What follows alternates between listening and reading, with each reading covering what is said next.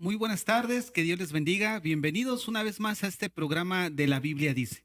El día de hoy vamos a continuar hablando acerca del tema ¿hay vida después de la muerte? ¿Hay vida después de la muerte?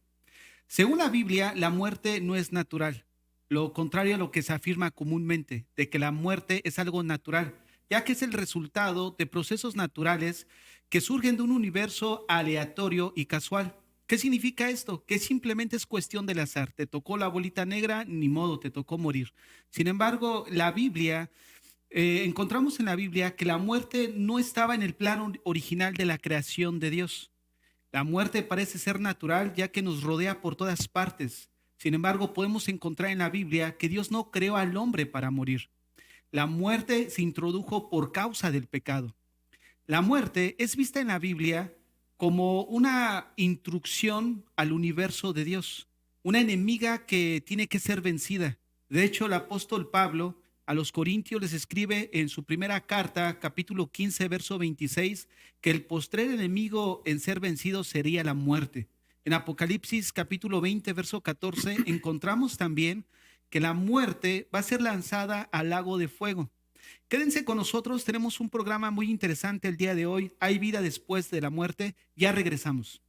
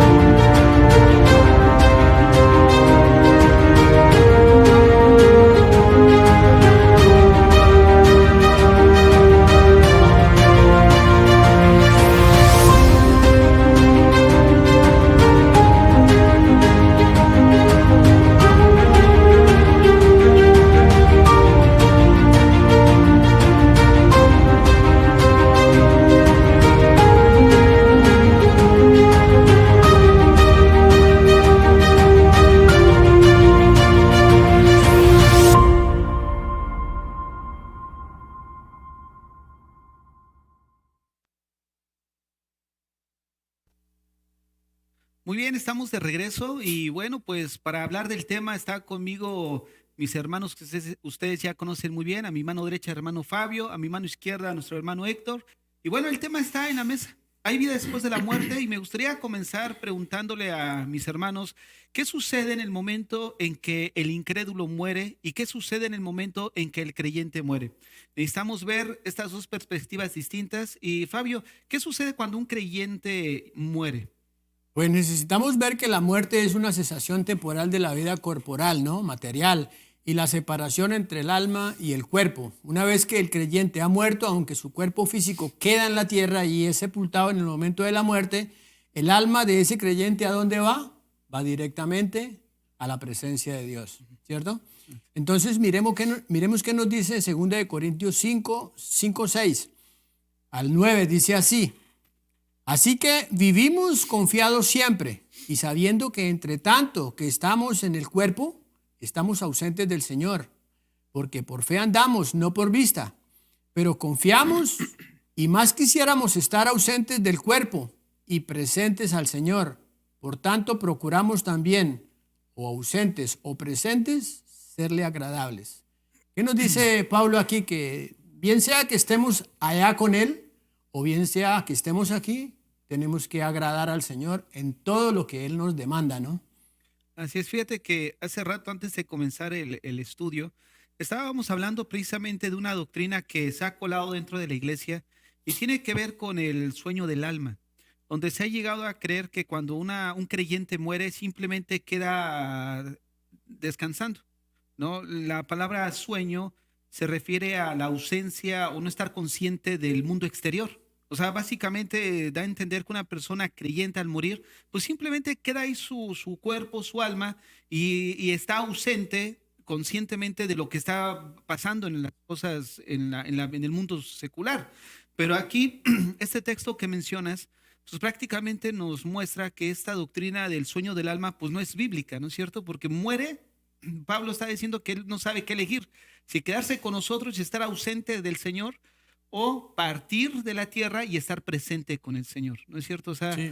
prácticamente es el punto de partida, ¿no? Entonces, es algo hermoso que pudiéramos ver cómo una persona creyente que muere, o sea, no es, la muerte solamente es la transición a llegar a nuestra herencia eterna con el Señor. Y también comentábamos, pastor, como usted lo acaba de decir antes de comenzar el programa, inclusive con el hermano Héctor, ¿no?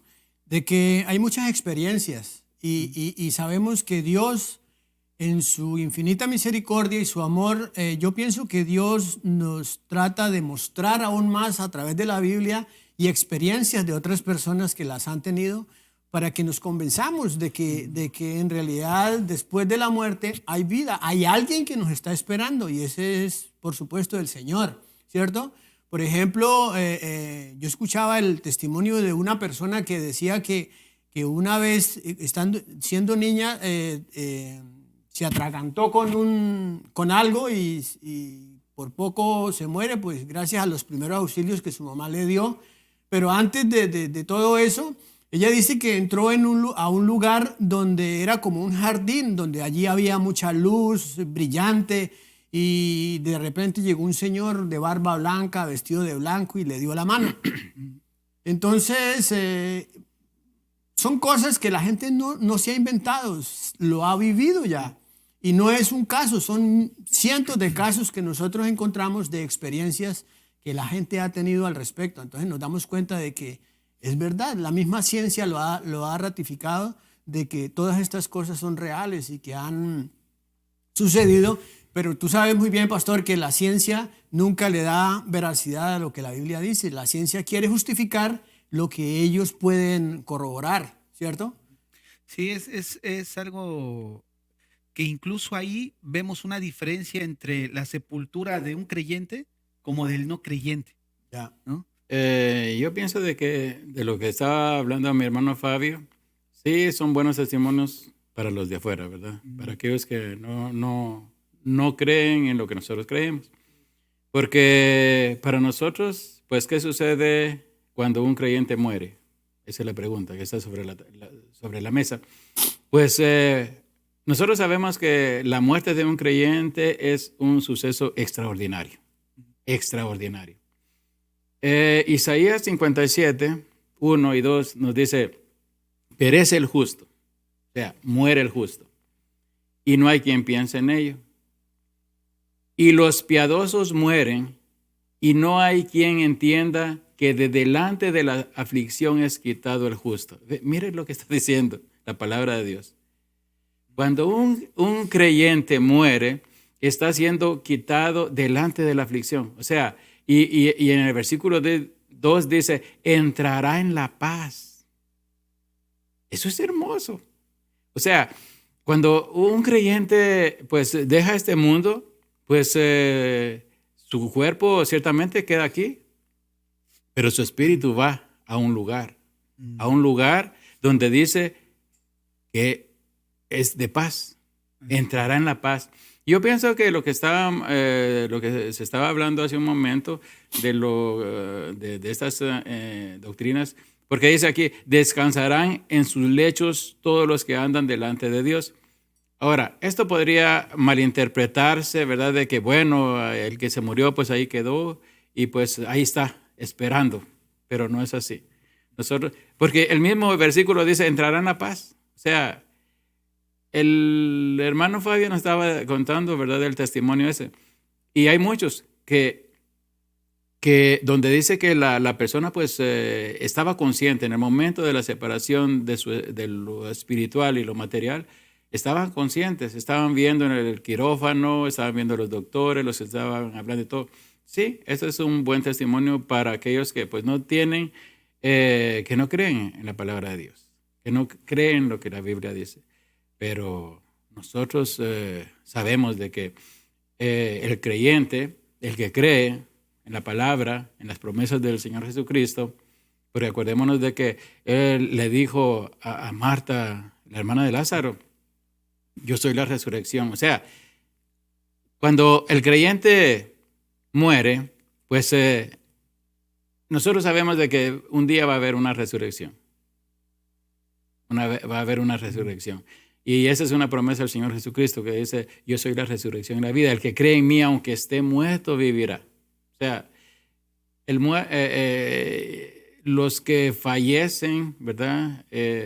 Aquí en el mundo, pues un día van a vivir nuevamente. O sea, el cuerpo que está ahí se va a unir otra vez a lo espiritual. Y eso es algo que no muchos pueden comprender. Porque eso ya está dentro de lo imposible para el humano, concebir de que aquellos que se murieron ahogados y que se desaparecieron en un océano, bueno, ¿y ahí cómo va a ser? O aquellos que fueron quemados en una pira, como los cuerpos quemados, ¿cómo? Pero el Señor, sabemos de que Él es todopoderoso y todo lo puede. Fíjese, hermanita, que menciona eso, me introduce a dos puntos, ¿no? Que son muy buenos tocar. Ese versículo que tocó de Isaías dice que es quitado de la aflicción y llega a paz. Respecto a lo que estábamos hablando de la doctrina del sueño del alma, ¿no?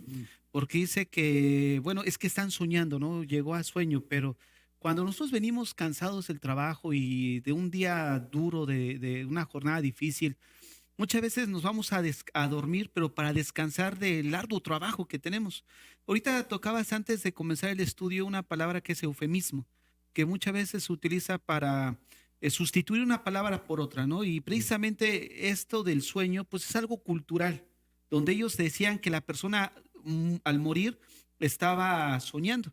De hecho, hay un caso en la Biblia cuando le preguntan a Jesús que, oye, es que duerme. Y ellos no habían entendido lo que Jesús le estaba diciendo, porque Jesús le estaba diciendo, los discípulos le respondieron, entonces, si duerme, va a volver a venir.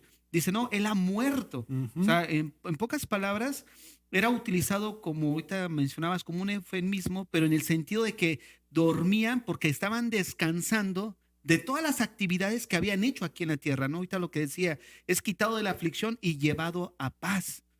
Y el otro punto que me gustaría mencionar es cómo nosotros como cristianos vemos la muerte bajo una perspectiva de algo trágico, ¿no? La gente normal sin Dios mira la muerte como algo trágico, ¿no? ¿Cómo verlo nosotros como cristianos? ¿Cómo poder darle una palabra de aliento a aquellos que nos están viendo que su familiar es creyente y ha partido con el Señor? ¿Qué le podríamos decir?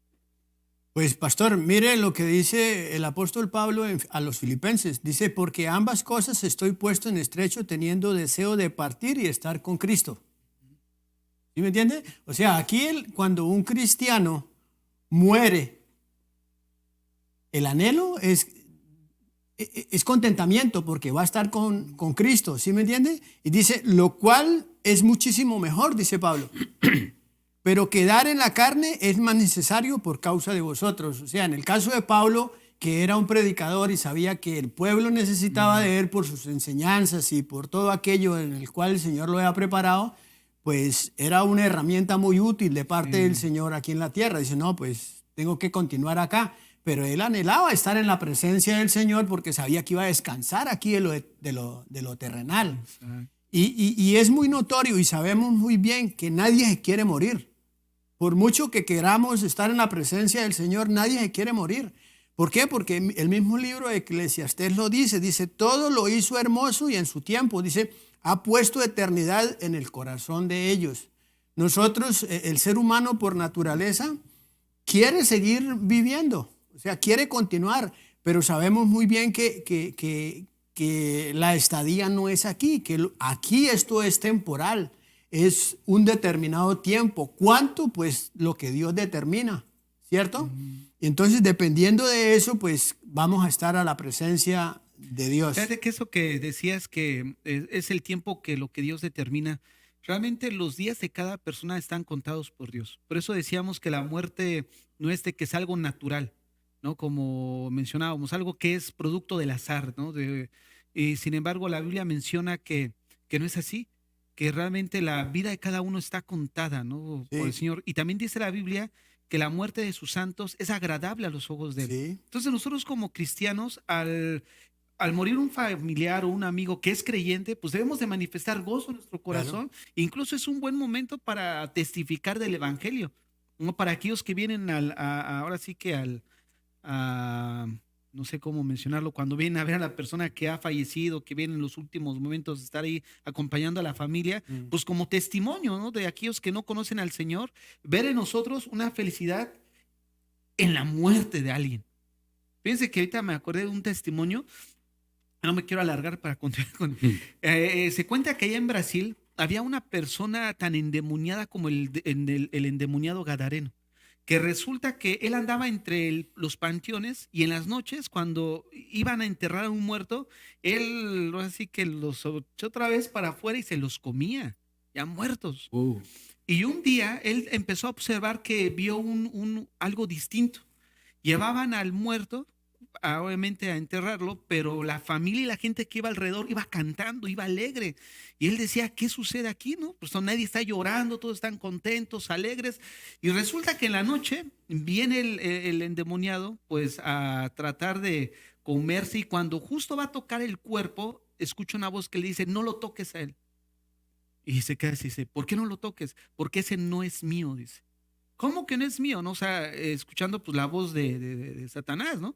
Y dice, ¿cómo que no es mío? No, dice, pero tú me prometiste que todos los muertos que vinieran eran míos. Sí, pero ese no es mío.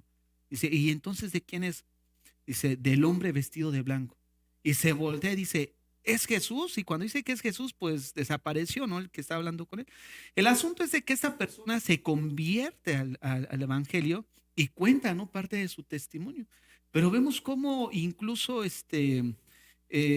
nosotros como creyentes, pues el mundo espiritual sabe quién es el cristiano, ¿no? O sea, no estoy diciendo que es algo dogmático, que para todos los cristianos es igual, ¿no? Sucedió algo ahí, como ahorita tú decías, de una manera soberana, Dios permite cosas, porque ella tiene un propósito, ¿no? Para con aquellas personas que les permite cierta situación. Cuando un creyente muere, el Señor Jesucristo, en Juan 17, sabemos de que ahí Él hace una oración, ¿verdad?, por sus discípulos.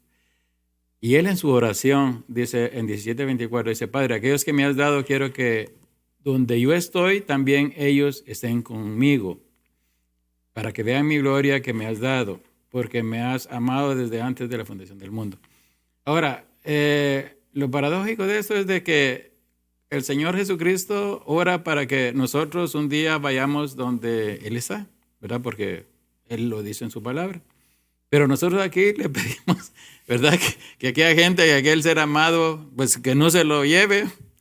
Entonces, si es un creyente el que está pues a punto de fallecer, pues pienso que lo mejor sería, bueno, decirle, Señor, bueno, pues ya está en tu voluntad, llévatelo. Y pues ciertamente nosotros vamos a experimentar una tristeza profunda. ¿Por qué?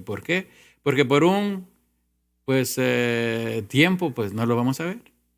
Pero... Fíjate que hay cosas que nosotros no entendemos, pero la Biblia sí lo manifiesta. Por ejemplo, yo no sé si ustedes han escuchado decir de que las personas cuando mueren, o mejor, hay personas que temen morir, hay personas que no creen en Dios y temen morirse, tienen miedo de morirse, pero un miedo espantoso. Y no quieren hablar de la muerte para nada, porque para ellos es como, no me hable de eso, no me quiero morir. Ya vamos a llegar ahí. ¿Ya? Pero entonces póngale cuidado. ¿A qué voy yo? Cuando una persona muere, un hijo de Dios muere, me di cuenta yo en la Biblia de que le voy a poner un ejemplo. Cuando tú vas a tu país, por ejemplo, ¿sí o no? En el avión y llega al aeropuerto y tú llamas allá, hay alguien que tal vez te está esperando y te va a recibir. Y resulta que cuando un cristiano muere, llegan a buscarlo a él, a llevarlo a Dios. ¿Sabía usted eso, pastor? Mira que dice que los ángeles. Sí, mira, dice, aconteció que cuando murió el mendigo fue llevado por los ángeles al seno de Abraham. O sea, los ángeles vienen a recogerlo y a llevarlo allí al seno, en este caso al seno de Abraham, porque dicen que el seno de Abraham ya está vacío, ¿no? Porque todos se los llevó el Señor al paraíso. Entonces, nos damos cuenta nosotros que así como vienen los ángeles a llevar al Hijo de Dios al lugar que le corresponde, así de esa misma manera vienen los demonios a buscar a aquel que no ha querido aceptar a Jesucristo como su único y suficiente Salvador. Entonces se da uno cuenta que ese es el temor. La misma, como que la misma conciencia lo acusa y como que tiene pavor de llegar a morirse porque teme a qué lugar va a ir. Porque el cristiano, pues que conoce la palabra y que conoce a Dios, sabe que va a estar en un lugar mejor, como bien lo dice Pablo, ¿no? Sí, creo que es Freud el que cuando estaba a punto de morir, él miraba, ¿no? Como que, e incluso él peleaba, ¿no? Al final decía, estaba peleando con Dios porque siempre fue su lucha con él. Y su hija le dice, oye, papá, pero ¿por qué peleas con Dios? Siempre estás peleando con una persona que no existe, ¿no? Porque él decía que no existía. Y también vemos que hay hombres que están en rebelión abierta en contra de Dios, que si hay testimonio, que al final manifiestan, que ven, llegan a ver ciertas seres que tienen miedo, ¿no? Porque se los van a ir por ellos, o sea, por su alma. Entonces, hay cierta percepción de un mundo espiritual en ciertos casos cuando las personas están a punto de la muerte. Pero como dices, ¿no? Para los hijos de Dios, los ángeles del Señor vienen por nosotros. Incluso cuando venga el Señor en su segunda venida, son los ángeles los que van a recoger, ¿no? De los cuatro vientos. Sí, De los sí, cuatro vientos. los dice. cuatro vientos. Y como bien dices, también los demonios van por Vienen aquellos. por los suyos. Sí. Pero mire Qué lo que nos terrible. mire lo que nos dice el apóstol Juan en el capítulo 14, verso 2. Dice, en la casa de mi padre muchas moradas hay. Y esto lo dijo el Señor Jesús. Dijo, si así no fuere, yo os lo hubiera dicho. Voy pues a preparar lugar para nosotros. Imagínense, ¿quién fue el primero que resucitó? Fue él. La Biblia dice que él es la primicia, ¿sí o no? Dice, dice, y si me fuere y os prepararé el lugar, dice, vendré otra vez y os tomaré a mí mismo, para que donde yo estoy, vosotros también estéis. Y sabéis a dónde voy y sabéis el camino. ¿Y cuál es el camino? Jesucristo. Jesucristo es el camino. ¿Es que hay otro camino? No lo hay, pero es que ahorita las iglesias inclusives dicen que todos los caminos conducen a Dios. Pero la palabra a mí me dice que Jesucristo es el camino y no hay otro camino al Padre sino Jesucristo. Ujú.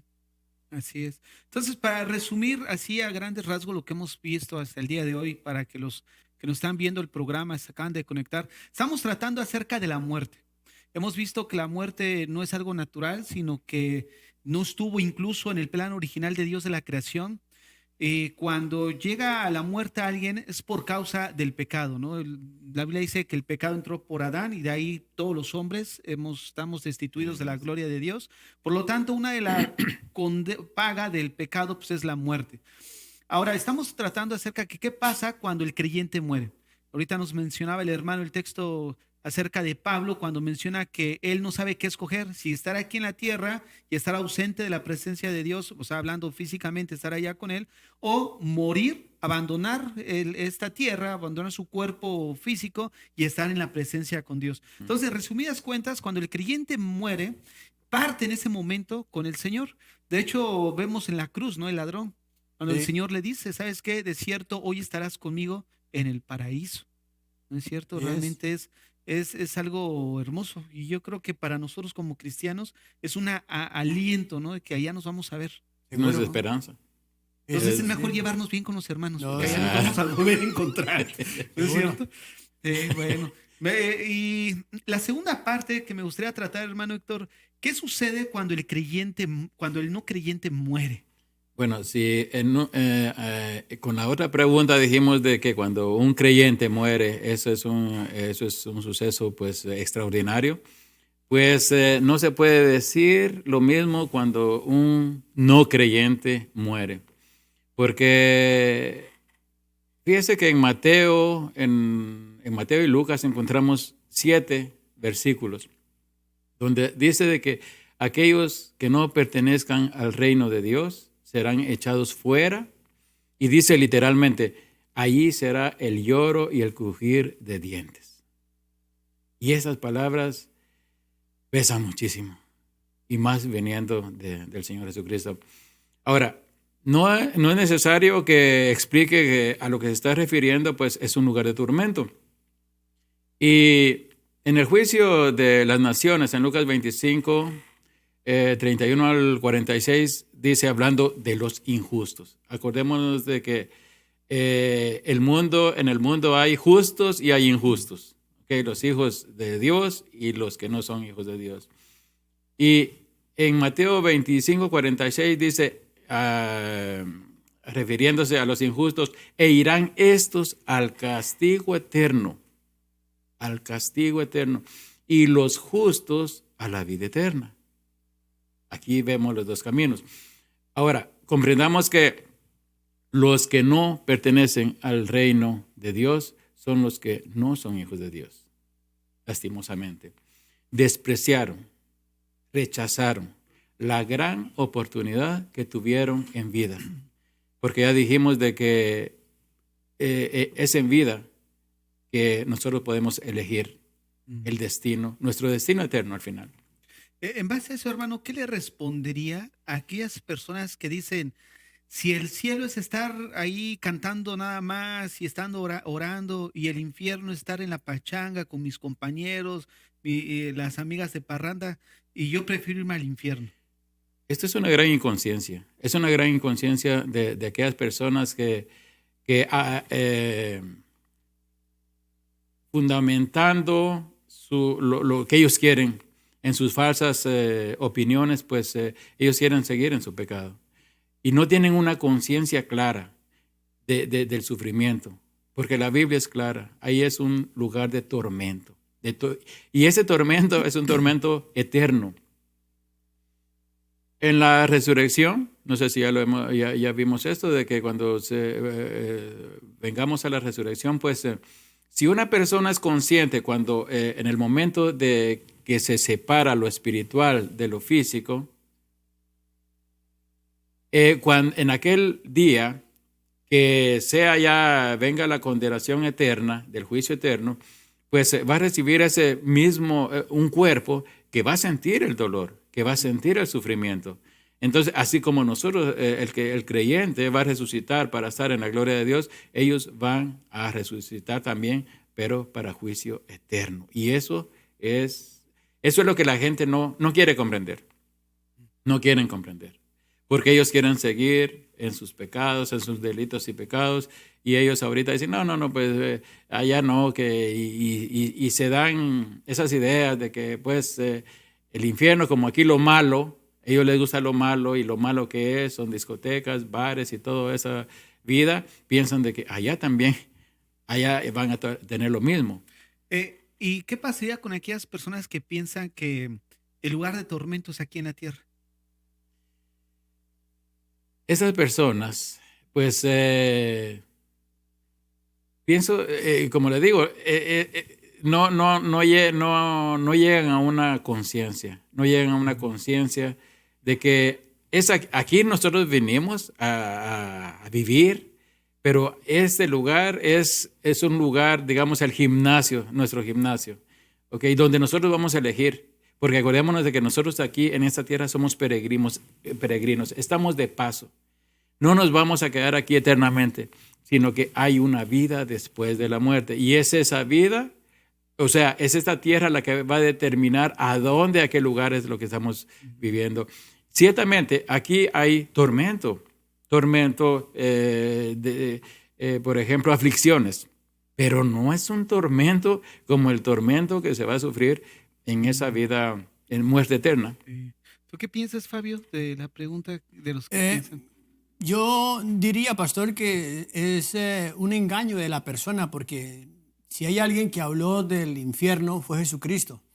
Y volviendo otra vez al tema de Lucas 16, donde dice que el rico fue sepultado, dice, y en el Hades alzó sus ojos estando en tormento. ¿Ya? ¿Dónde estaba él? En el Hades, en el infierno.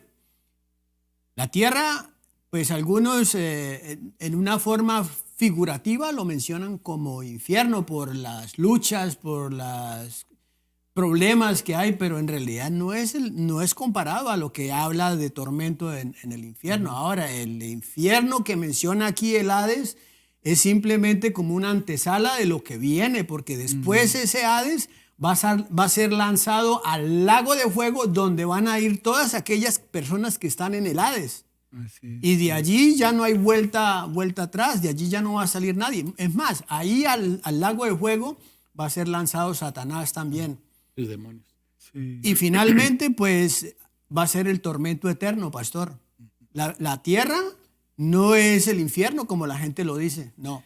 El Señor Jesús lo dijo de esta manera: en el mundo tendréis aflicción, y todas esas aflicciones que llegan a nuestras vidas, lleguen como de donde vengan o véalas usted como las quiera ver, no dejan de ser aflicciones, pero no es nada comparado a lo que la Biblia nos menciona infierno, porque allí es tormento con fuego. Este hombre allí, este rico, dice: déjenme, mójenme, mándelo para que me moje la lengua con una gota de agua. ¿Por qué? Porque él sentía ese tormento, sentía esa necesidad. Ahora, ¿qué va a hacer el lago de fuego, pastor? Sí. ¿Qué va a ser peor? Hermano Héctor, bajo qué perspectiva ver este tipo de temas? Me refiero a que me he topado, e incluso me han mencionado algunas personas que son creyentes, que dicen que no les gusta muchas veces tocar el tema del infierno porque es como tratar de ejercer coerción en una persona, de meterle temor para que crean en lo que nosotros queremos que crean. ¿Cómo ver este tema? ¿Bajo qué perspectiva? ¿Bajo una coerción de forzarlos a tener temor ellos y crean lo que nosotros estamos dando a entender? ¿O como un medio de gracia de darles el conocimiento de lo que está por venir? Lo que la Biblia menciona. La verdad que no hay ninguna coacción en decirle a una persona a dónde va. ¿A dónde va? Por ejemplo, si nosotros vemos que un hijo va por mal camino, nosotros le vamos a decir: hijo, mira, no sigas ese camino porque te vas a dar contra el muro y vas a pagar caro. Es exactamente lo que se le está diciendo a una persona: mira, si tú sigues esa vida de pecado, pues te vas a condenar y vas a ir al infierno. Porque ese es el lugar que la palabra, al final, nosotros lo que le estamos compartiendo a la persona es lo que la Biblia nos está diciendo. ¿Ok? Y como dijo un predicador, más vale pues herir a aquella persona con la verdad y no matarlo con una mentira. ¿Verdad? ¿Es justo Dios al salvar por ejemplo, a un narcotraficante que toda su vida asesinó y justo unos años antes en la cárcel se convierte, a aquella persona que vivió toda su vida siendo moral y murió sin Cristo? O sea, ¿será justo Dios al perdonar a uno? Acordémonos de que pues todos tenemos acceso a la gracia de Dios. Dice que el Señor no rechaza un corazón arrepentido. Entonces, y esa es la entrada para el perdón, el arrepentimiento genuino. Entonces, si una persona que ha dedicado su vida a hacer cosas horribles, pero en un momento de su vida alguien le comparte y aquella persona se arrepiente, pero se arrepiente de verdad, pues sí, va a ser justificado, va a ser declarado inocente por el mismo Dios. Y aquella persona que tal vez pues ha sido gran moralista y todo, pero que ha sido nada más algo no genuino, pues seguramente que al final de sus días pues va a pagar caro el no haberse arrepentido, el no haberse acercado. Acordémonos de que el camino angosto pues no es únicamente pues venir y decir Señor, perdóname ya y yo sigo como yo quiero en mi vida de pecado. No.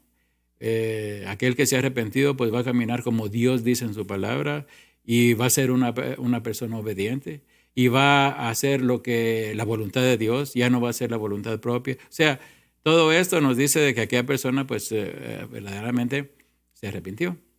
Fíjese que también es importante ver cómo definimos nosotros bueno. ¿no? ¿Bajo qué perspectiva y qué criterio? Porque nosotros si definimos bueno bajo nuestra perspectiva humanista, pues podemos considerar bueno a una persona que no ha robado, en cambio a la persona que sí ha asesinado. La persona que ha asesinado, pues vamos a decir, no, esta es mala y la otra es buena, pero es bajo nuestra perspectiva humanista. Exacto. Pero bajo la perspectiva de Dios, el moralista como el asesino y el adúltero, ambos Son son iguales. malos, ¿no? A los ojos de Dios, ambos, nadie es más cerca de Dios que el otro. O sea, están destituidos totalmente. ¿No? ¿No? ¿Tú qué Sí, opinas, no, Pablo? pastor, lo que pasa es que el hombre por Te veo naturaleza, dudoso. no, el hombre por naturaleza es malo, es malo. Así, vea, usted lo vea, pues, lo más bueno que parezca, pero es la mera gracia de Dios que está en nuestras vidas, que no nos, esa gracia no nos permite, no nos deja llegar a ejercer esa maldad que nosotros podemos alcanzar. Pero el ser humano por naturaleza es malo. Yo le escuché a alguien decir un ejemplo concerniente al humanismo y que de verdad tiene sentido. Decía, veamos a una persona que tiene un enemigo. X persona tiene un enemigo. Dice, el enemigo, él se da cuenta que su enemigo está enfermo, le dio cáncer. Pero esta persona no tiene dinero para pagar la terapia del cáncer. Entonces el enemigo vende todas sus propiedades, vende todos y le aporta ese dinero al enemigo para que haga la terapia y se salve. Entonces le preguntan a otro, ¿tú crees que lo que hizo él con el enemigo, eso es correcto? ¿El tipo se salva por eso y está correcto?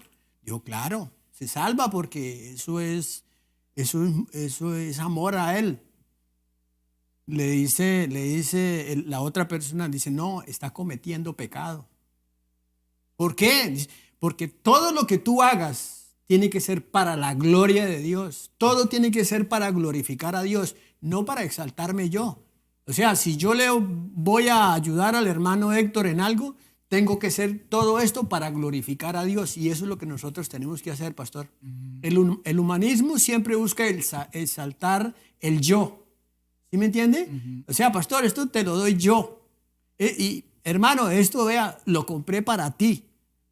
No, siempre tiene que nosotros darle la gloria a Dios porque nada estamos haciendo. Así es. Bueno, y regresando al tema, hermano Héctor, ¿qué sucede cuando el incrédulo muere? Pues, ¿Qué pasa con él? Como les decía, no puede haber mayor tristeza que cuando una persona incrédula muere. La muerte física es una fuente de temor solo para aquellos que no conocen a Dios.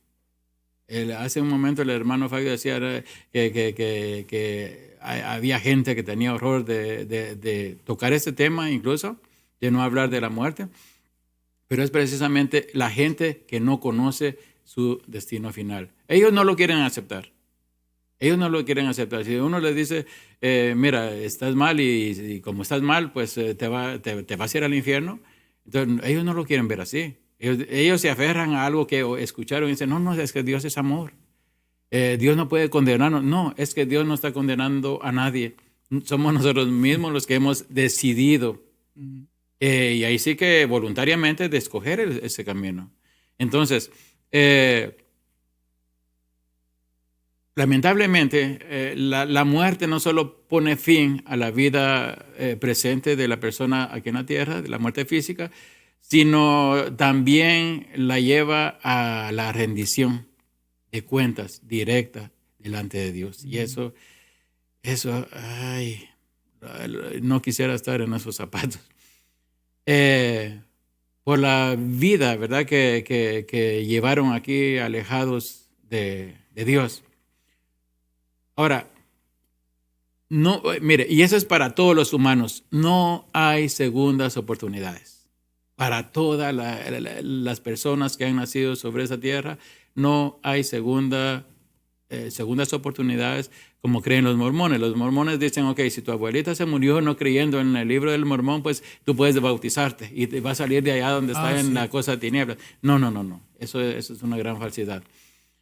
no hay segundas oportunidades. Hebreos es claro, Hebreos 9:27 es claro, y dice, y de la manera que está establecido para los hombres, o sea, para toda la humanidad, que mueran una sola vez, y después de esto, el juicio. Unos, ya vimos en Daniel, ¿verdad?, de que unos pues para estar con el Señor y otros para perturbación perpetua. ¿Eh?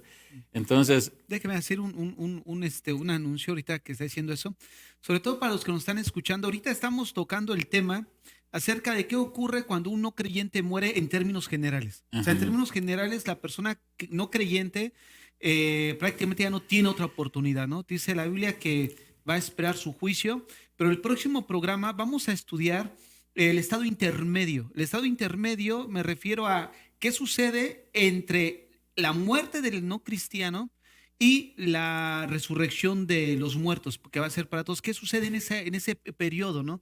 Pero ahorita el hermano está tocando básicamente una manera general que cuando una persona no cristiano muere, dice Hebreos 9:27 que después de esto viene el juicio.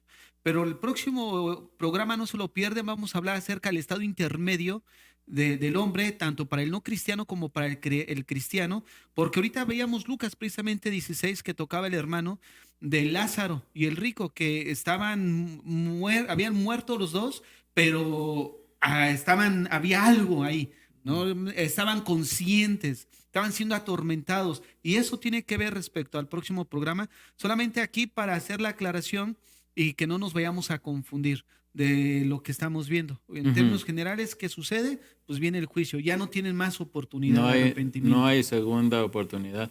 Y esto echa por tierra también a la creencia budista, ¿verdad? Que ellos creen en una reencarnación, donde aquella persona va a reencarnarse 108 veces. Y después va 108 veces y después va a la involución. Está la evolución y la involución. Entonces, pero aquí, este versículo echa por tierra esa doctrina, porque dice, está establecido para que los hombres que mueran una sola vez y después de eso... No es muy soberbio decir el hecho de que, yo le digo, no porque yo esté en contra, ¿no?, de lo que usted está diciendo, yo creo lo mismo que usted me está comentando, pero yo a lo que voy es de que muchos llegan a decir, oye, ¿no es muy soberbio decir que solamente tú tienes la verdad y por qué el budista no está en lo correcto? Bueno, yo le puedo asegurar al 100% que yo tengo la verdad, porque Cristo, yo creo en Cristo. Claro. Y Él es la verdad y la vida. Esa es mi verdad. Ahora, si su verdad es Buda, pues esa es otra historia, ¿verdad? Pero nosotros sabemos en quién creemos, en quién confiamos y nos estamos... Yo creo que para que igualen, o si pudieran en un momento igualar los hechos de Cristo, pues tendría que morir Buda y resucitar, ¿no? Para ver que realmente pero Buda Cristo no fue el único. Buda ya murió y los restos están allá. Pero en ese momento hubiera muerto y resucitado. Pero vemos, es cierto lo que dice. Sí, van al cementerio y van a encontrar los huesos de Buda allá, seguramente. Pero Jesucristo, la Biblia dice que hubieron más de 500 personas que lo vieron. Y no hay un lugar donde se vaya y cambió la historia, pastor. Exacto. Antes de Cristo, después de Cristo. Y aparte de eso, toda la enseñanza, la misma historia lo relata, que él vivió mejor dicho, no hay duda. Exacto. Y regresando aquí a las segundas oportunidades, mientras que la persona esté viva, experimentará la gracia común, o sea, pero también se advierte las consecuencias de rechazar la bondad de Dios. Miren, Romanos 2, del 4 al 6, dice, o menosprecia la riqueza de su benignidad, paciencia y longanimidad, ignorando que su benignidad te guía al arrepentimiento, pero por tu dureza y por tu corazón no arrepentido, mire, atesoras para ti mismo ira para el día de la ira y de la revelación del justo juicio de Dios, el cual pagará a cada uno conforme a sus obras. Esto es, ¿qué fue lo que elegí yo aquí? Pues eso es lo que yo, ahí sí va la siembra y la cosecha. Lo que nosotros cosechamos, sembramos aquí, pues eso vamos a cosechar. Seguro. ¿Verdad? Quienes mueren en incredulidad experimentarán la muerte eterna, indudablemente, porque eso lo estamos leyendo, ¿verdad? Y aquí sí que para esas personas no hay oportunidad de indulto ni escapatoria, ya que el destino del incrédulo está sellado en el momento de su muerte. Mire lo que dice Proverbios 11:7. Dice, cuando muere el hombre impío, aquí, mire, cuando muere el hombre impío, perece su esperanza, ya no tiene esperanza, ya no tiene...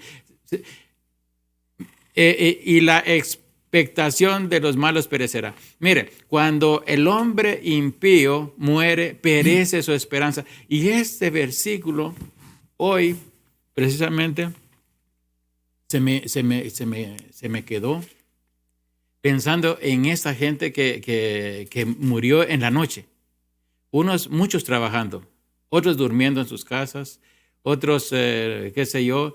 Hubieron como 30 tornados en los Estados Unidos y un tornado recorrió 300 kilómetros, arrasando todito a su paso. Ahorita las autoridades no dicen cuántas personas han muerto. Eso, y eso digo, bueno, imagínense de que esas personas, si no estaban bien con el Señor, si no sus vidas no estaban encaminadas en Cristo, pues se terminó la esperanza para ellos. Los agarró durmiendo, los agarró trabajando, ahí quedaron. Qué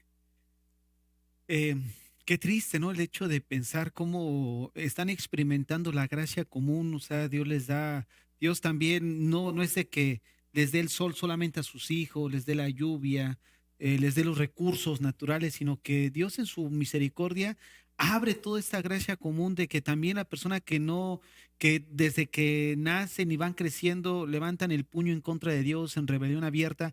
Dios en su bondad, como ahorita leía en Romanos, pues deja que ellos experimenten también esta gracia y los beneficios de su creación, ¿no? Es por eso que aquel día, una de las cosas que vemos es de que Dios se da a conocer a través de precisamente esa creación y no van a poder apelar a la ignorancia, ¿no? Yo es que no sabía de tu existencia, que... qué situación tan trágica, como dice, ya no tiene esperanza. No, ¿No? Ya, no hay ninguna esperanza. Mire, en Mateo 13:41, aquí está el Señor Jesucristo explicando la parábola de la cizaña. Y dice en el 41, enviará el Señor, y eso lo estábamos comentando hace un momento, enviará el Hijo del Hombre a sus ángeles y recogerán de su reino todos los que sirven de tropiezo y a los que hacen iniquidad. Y los echarán en el horno de fuego. Allí será el lloro y el crujir de dientes. Entonces los justos resplandecerán como el sol en el reino de su Padre. El que tiene oídos para oír, oiga. Y bueno, esa es la tristeza, ¿verdad? La tristeza y alegría. La alegría para el creyente y la tristeza para aquellos que nunca quisieron creer. Para aquellos que dijeron, no, esto no es, eso no, eso es de viejos. La Biblia fueron hombres los que escribieron eso, nunca pudieron comprender la palabra de Dios, nunca la quisieron oír, nunca la quisieron mucho menos obedecer. Entonces, bueno, ahí sí que, pero aquí dice, y los echarán en el horno de fuego, ahí será el lloro y crujir de dientes.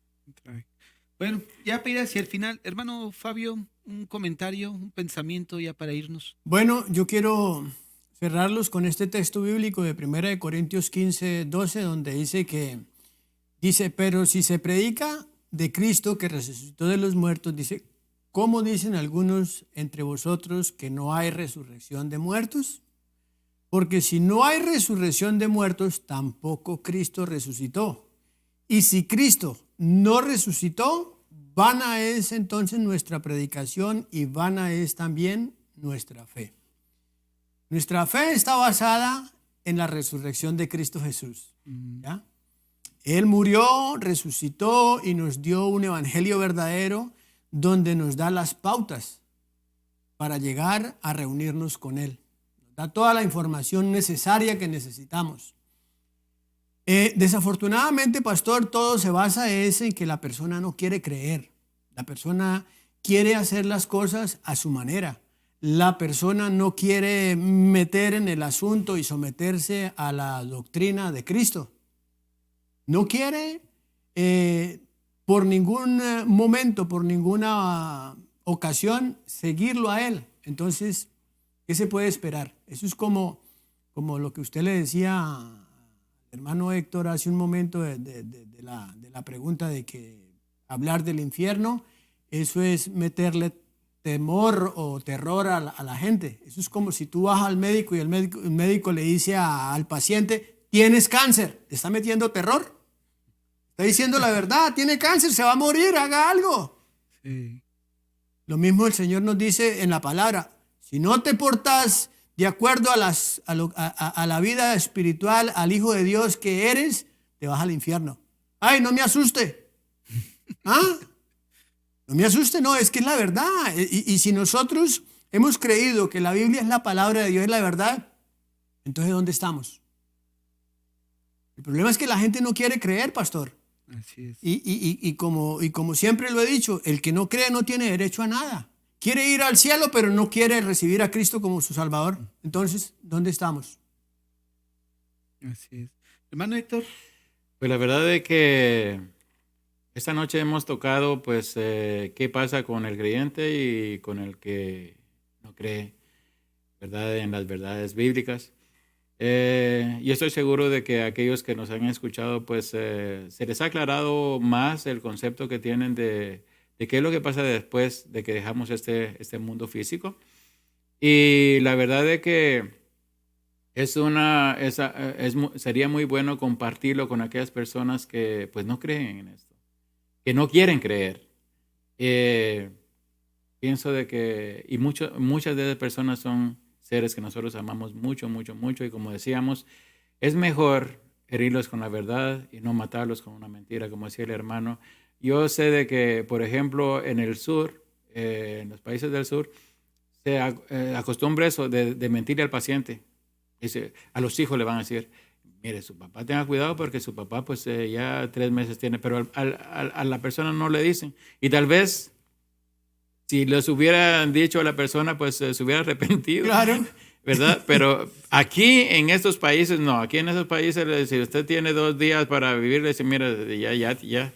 Considérate muerto, ¿verdad? Estos aquí le dicen a uno la verdad, pero yo sé que allá sí todavía se practica eso de no decirle la verdad, pero nosotros aquí estamos diciéndole la verdad, le estamos diciendo lo que dice la palabra de Dios, así de que pues nuestras conciencias, ¿verdad? Cumplimos con eso. Que Dios me los bendiga y bueno, esto por Bueno, pastor. pues a mí me quedaría nada más decirles un pensamiento en el sentido de que nadie que viva alejado de Dios de esta tierra espere vivir cerca del Señor después de esta vida. Yo espero que este estudio de que hay vida después de la muerte haya creado conciencia en todos aquellos que han escuchado este segundo programa y los esperamos en una tercera parte donde vamos a hablar el estado intermedio del hombre y acerca del purgatorio.